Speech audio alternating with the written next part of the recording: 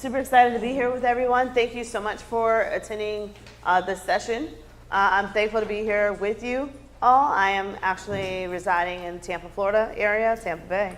And I want to talk with you today about grit and how grit is the cement that we need to continue to build together in the math classroom and just overall in our school buildings. So the title of the session is Grit is the Cement We Need to Succeed in Math.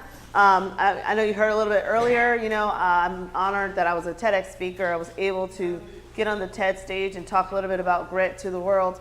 And this came from my studies at the University of Florida for my dissertation. And my dissertation was titled Understanding the Persistence of First Generation Scholarship Recipients. And so I asked students, I said, why did you drop out of school versus, or why did you not drop out and your roommates dropped out? So I had one specific situation that really started to get my wheels turning on this. And it was one student who all three of her roommates dropped out, and then her mom was passing of cancer. And I asked her, I said, so you were in the apartment by yourself? She's like, yeah. I'm like, so why did you finish? I mean, you had every excuse not to finish. And she just was like, well, it was grit. It was that inner drive. And the thing about grit is we call it bulldog tenacity. You see a baby being born, you say, oh, he's a fighter. We say all these different things.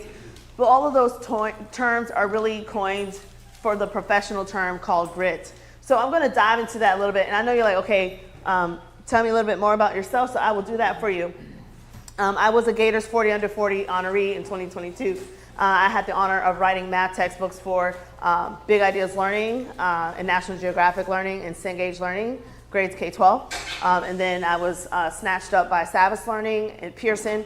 And so I just finished writing a grades K-12 set with Pearson, Savvis Learning. So I'm honored to do that. And so as a result of me leaving the classroom, I was in the classroom for 7 years. I was Teacher of the Year twice, two different districts, one in Hillsborough, one in Alachua County. And then I was promoted to assistant principal in Hillsborough County over a Title I school, predominantly 85% Hispanic, free and reduced lunch, the whole school, and it was a wonderful time. And then I was a math coach of a turnaround school that was about to be taken over by the state. We were able to go from 27% proficiency to 77% proficiency in our math scores in that year. And so that's when I got snatched up to start doing this work now, writing the math books. But the thing I think that makes this presentation a little bit different is this is coming from a lived experience as well. I did have a very humble beginning as a homeless learner. I was homeless my last 2 years of high school, and I went from a homeless shelter into a college dorm overnight. I was that at-risk youth, and so when I write to teachers, I'm talking from experience. It's not just something that I assume or I would perceive. No, this is lived experience that when I was making straight A's and walking the streets because I had nowhere to lay my head, the teachers would come up to me and say, well, we know you're homeless. Where are you staying? And I would just say, I've got straight A's in your class. Why does it matter? So I was that kid. I was that at-risk youth. I was that statistic, and I was, by the grace of the Almighty, I was able to beat the odds and come out of that. And now I'm helping teachers and principals and superintendents to now help break that cycle. And why is it so imperative to me with grit? Because not only is it lived experience, I've seen this framework get worked out and massaged, and I've seen those results. And so I'm going to share with you some more things just about how grit is seen as a cement. So this is why you have your builder hat stuff, and I know they had this yesterday. You guys had a bunch of builder things, and so long story short, I want to talk about cement. So we know cement, it's a bond, it's a holding. We use it with everything. My partner, he talks about how when you're using cement, it's for everything. You can do it for tiles, floor, like everything, right? And so with that said, it's the bond that holds everything together that we do in education. Whether you're listening to Cal and John, and their fabulous session or what they're talking about, grit, they need grit for that. If you are a principal, you're going to need grit for dealing with the community, dealing with all these different things. Parents, dealing with students, dealing with IEPs, dealing with NAEP data. You're going to need grit to make sure that you can continue to push forward with results and keep effective results, right? Not only that, grit helps us to sustain those results and to continue to persevere. It's a trait that touches all different areas of education. If you're trying to motivate a student that's a student athlete or a student in the band, a student that is, just trying to figure out their way, or even trying to motivate a teacher that's at the verge of burnout, you're going to need grit. It gives us the platform for building that success in life, just in general. So with that said, I'm now going to talk about data. I love data. I'm sure you guys all do too. You deal with it all the time, and I know sometimes it's annoying. But we do know, right, inside scoop, the new NAEP data did just come out. So we'll talk about the data from before and then the data that was just released, I want to say, last week or 2 weeks ago. The case statistics, which if you're trying to find relevant data, trending data, data that'll help you in your school building and in your school district, you can look at the National Center of Education Statistics. And they say that every year we have about 2 million to 3 million students that are dropping out of school. However, I think the numbers are really staggering around the 2 million mark. But I don't know about you. What are you going to do with 2 million people on the streets every year? This is not students that have qualified, they've done everything to get the GED, and they get out, they get the GED, they sign the pink paper, whatever. That's not it. They're talking nothing, not even a GED. You've got 2 million students going on the streets. So how do you think that affects us with our tax dollars, our living arrangements, other stresses of society? That we all are feeling that indirectly some type of way. And so I also want you to look at this map, because it says that if we continue education the way we've been doing, it's going to take us into the year 2241 to close the achievement gap in reading, and then the year 2237 to close the achievement gap in math. And this is between students of diverse backgrounds and their peers. That's 217 years from now. So I want you now to take a moment and talk at your table about what in the world do you think happened?